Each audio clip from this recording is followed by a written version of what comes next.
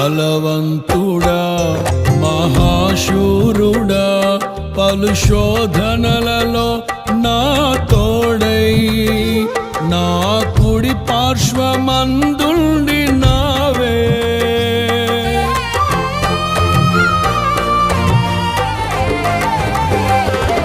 నీ మహిమకై నీవేర్పరచిన నీ పాత్రగా నన్ను మార్చి నీవు నీ అనలేని ప్రేమను చూపితివి. నీవే నీవే నా విజయం.